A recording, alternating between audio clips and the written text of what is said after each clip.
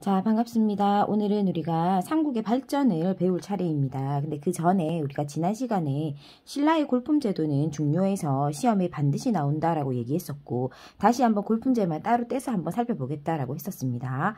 자, 신라의 골품제라고 하는 것은 무엇이냐 하면 신분제도입니다. 신분제도. 자, 그래서 서열화된 신분제도를 우리는 골품제도라고 하고요. 이 골품제도는 굉장히 강력한 혈통제이기 때문에 지금 보면은 여기 지금 보이고 있죠, 그죠? 진골이나 성골과 같은 경우에는 주요 관직을 다 독점할 수 있습니다. 주요 관직을 그냥 진골이란 이유만으로 그냥 주요 관직을 독점하는 거예요. 자, 그런데 이제 6두품부터 4, 5, 6 있지. 그럼 밑에서부터 1, 2, 3, 4, 5, 6 이렇게 1두품부터 6두품까지 올라갈 거잖아. 그치? 그래서 이렇게 지금 6두품까지는 내가 열심히 노력하면 시험을 쳐서 능력에 따라서 올라갈 수가 있는 거야. 그럼 내가 이제 6두품까지 올라왔어. 6두품까지 올라왔지만 내가 아무리 똑똑하고 내가 아무리 시험을 잘 쳐도 지금 고위관직으로는 올라갈 수가 없는 거지. 왜? 고위관직이라든지 또는 왕은 아무래도 성골과 진골에서 당연히 나온다라고 생각했을 거고, 그 이외에 왕을 제외한 고위관직들은 6두품과 같은 사람들은 내가 좀 열심히 하면 올라갈 수 있지 않을까라고 생각할 수 있는데 전혀 그렇지 못했다라는 거지. 그래서 진골은 아무리 바보 멍청이라도 고위관직을 할 수 있지만 6두품은 아무리 똑똑해도 고위관직을 할 수 없었다라는 거야. 그지? 그래서 성골이나 진골과 같은 그런 혈통주의의 어떤 사람들이 주요 관직들을 다 독점했다라는 거야. 그러면 이제 6두품과 같은 사람들은 어떻게 했겠어? 내가 진짜 쟤보다 더 똑똑한데 꼴랑 내가 진골이 아니다, 성골이 아니다라는 이유만으로 제한을 받으니까 거기에 한계점을 많이 느꼈을 거지. 그래서 그냥 아유 나 안 할란다 하면서 시골이나 이런 곳으로 지방으로 내려가서 그냥 학문을 연구하는 데 종사하는 사람들이 있었는가 하면, 또는 당나라로 건너가서 나 당나라에서 시험 칠래 하면서 당나라의 빈공과라든지 이런 과거 제도에 시험을 치는 사람들이 많았다라는 거지. 이렇게 이 신라의 골품제도를 중요하게 보는 것은 6두품과 같은 사회를 주도할 수 있는 중요한 세력들이 이 골품제 때문에 신라의 반감을 가질 수 있었고, 이런 또 나중에 이런 것들이 반신라 세력을 만드는데 또 밑거름이 된다. 그래서 6두품들이 어떤 제도적 불만을 가지게 되는 가장 대표적인 것이 골품제이기 때문에 반드시 알아두셔야 됩니다. 그래서 골품제는 한마디로 정리해서 뭐다? 신라의 신분제도고, 성골과 귀족이 혈통, 피가 성골이다 또는 피가 진골이다라는 이유만으로 바보 멍청이더라도 고위관직을 다 독점했다. 그래서 거기에 불만을 품은 6두품들이 지방으로 떠나거나 아니면 당나라에 가서 과거 제도를 응시하도록 하더라. 그래서 골품제와 같은 것들에 대한 불만을 가질 수 있더라. 이런 것들 우리가 한번 보고 넘어가도록 하겠습니다. 골품제는 시험에 많이 나옵니다. 자, 그리고 지금 제가 현재 이거 골품제를 소개했던 이 책은 교과서입니다. 교과서. 동아출판사에서 나온 교과서로 소개를 드렸습니다. 자, 그러면 이제 본격적으로 우리 지금 삼국의 발전으로 한번 가봅시다. 삼국의 발전, 특히 이 단어는 장황하게 설명을 많이 하면 이 무슨 말인지 할 수도 있어요. 그래서 필요한 부분은 설명을 조금 많이 할 거고요. 그렇지 않은 경우는 간단하게 포인트를 어떻게 잡아야 되는지를 그걸 잡아서 설명할 수 있도록 하겠습니다. 자, 일단 백제의 전성기, 각 나라들의 전성기의 왕을 중심적으로 봅니다. 알았죠? 전성기 지도들 시험에 나옵니다. 100% 무조건 나옵니다. 자, 그러면 우리가 지금 백제에서는 누가 전성기였는지 봅시다. 백제가 제일 먼저 전성기가 시작됩니다. 4세기에. 자, 근초고왕이 전성기가 이루어집니다. 그리고 여기 지금 지도랑 같이 볼 건데요. 우리가 4세기 지금 백제의 지도를 보면 지금 한강을 차지하고 있어. 우리는 지금 시험지가 대부분 칼라가 아니라 흑백 시험지잖아. 그러면 여기가 전성기인지 아닌지를 표현할 때는 한강을 기점으로 딱 봐. 한강을 지금 백제가 가지고 있으면 그건 4세기 백제의 전성기 지도야. 그래서 지금 화살표가 이렇게 요서, 동진, 외로 나가 있지. 그래서 이때 백제는 무역을 많이 했구나, 교류를 많이 했구나 하는 것을 우리는 알 수 있는 거지. 그치? 자, 그래서 이 4세기 근초고왕 때 전성기였고, 전성기라는 걸 알 수 있는 방법은 뭐다? 지도에서 한강을 백제가 차지하고 있다라는 거. 한강을 기점으로 본다. 알겠죠? 그래서 교류를 많이 했다 하는 것을 알 수가 있다. 자, 그러면 나라를 제일 먼저 만든 건 고구려이지만 전성기가 제일 먼저 시작된 건 4세기 백제에서부터 시작됐다라는 거 알 수가 있습니다. 자, 그 다음에 이제 고구려는 어떻게 발전했는지 한번 봅시다.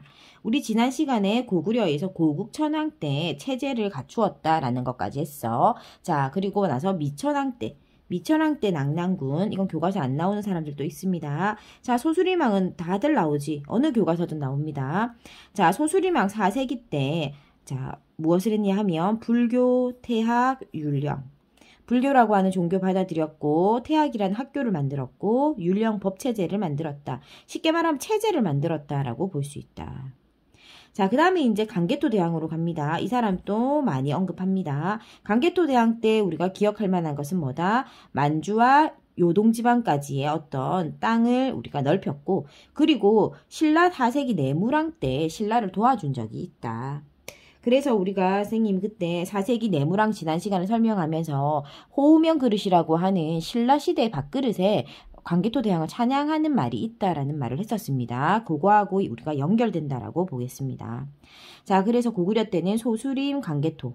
자, 그 다음에 이제 중요한 사람 나옵니다. 자, 장수왕으로 가봅시다. 장수왕을 우리는 5세기 비로소 고구려의 전성기다라고 봅니다. 왜 고구려의 전성기다라고 본다고? 지도 중요하다라고 했다, 그치? 자, 지금 고구려 보면 한강을 차지하고 있는 사람이 누구야? 고구려다. 그래서 지금 고구려가 지금 봐봐.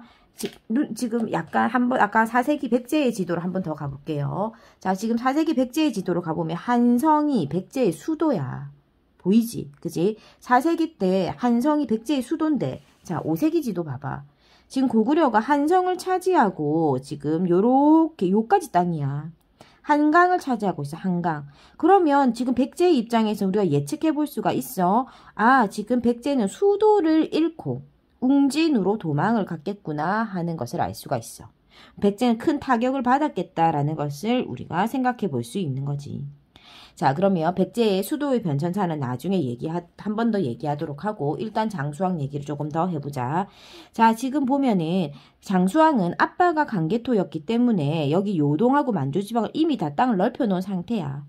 그래서 북으로 더 이상 더 올라가지 않고 수도를 국내성에서 평양으로 수도를 옮긴다. 수도를 평양으로 옮긴다.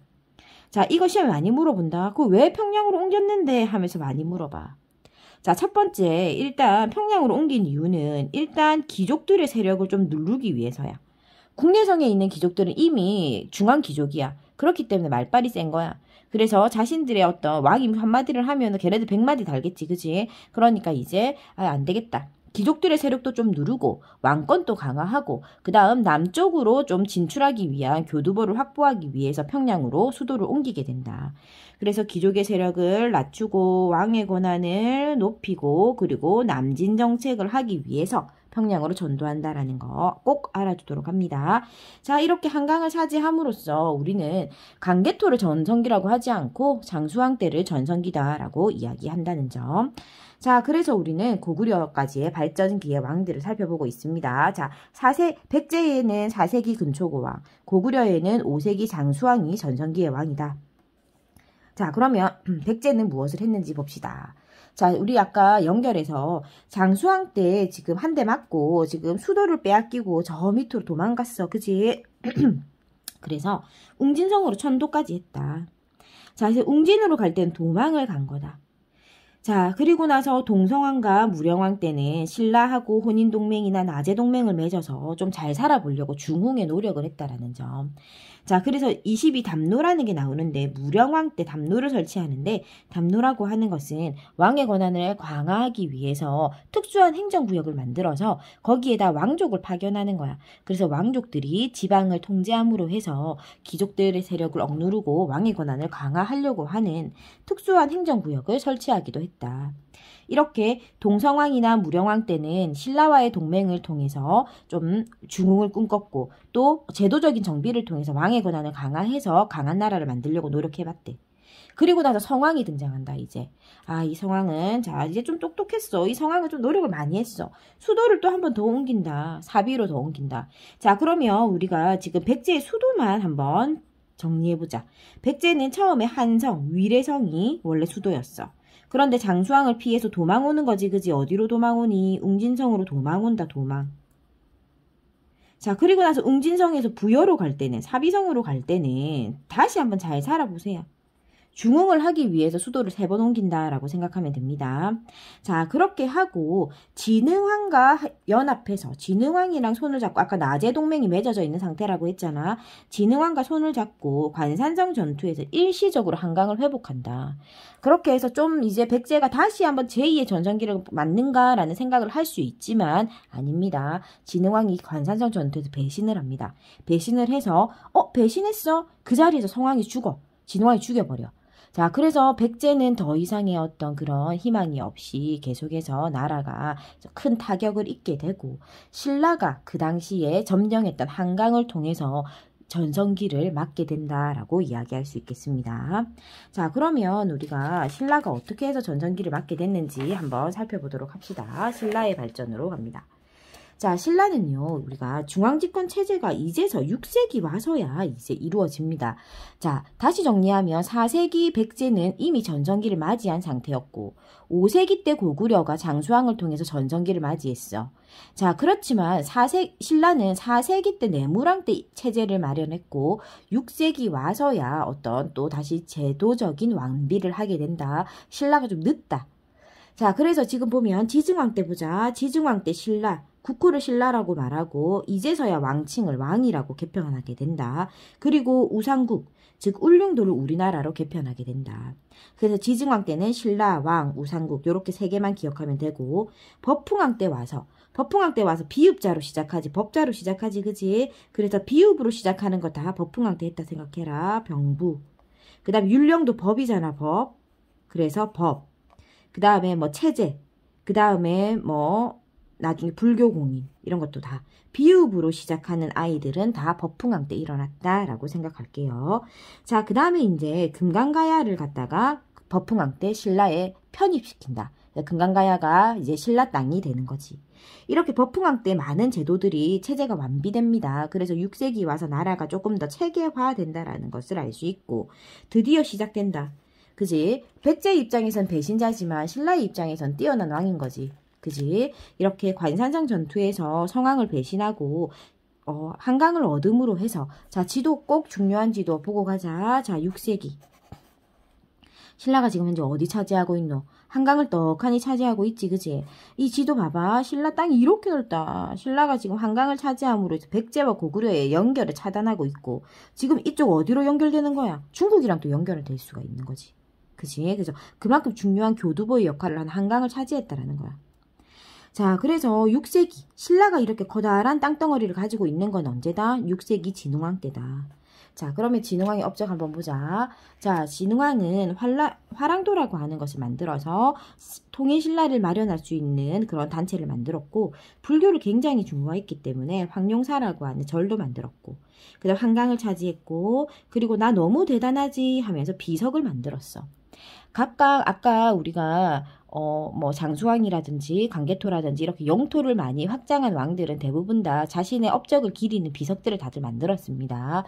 자, 그래서 뭐 중원고구려비라든지 뭐 강개토 대왕 릉비라든지 이런 비석들을 만들었고 역시 진흥왕도 자신의 어떤 업적을 기리기 위해서 순수비들을 많이 만들었습니다. 그래서 그 정도 우리가 볼 수 있겠습니다.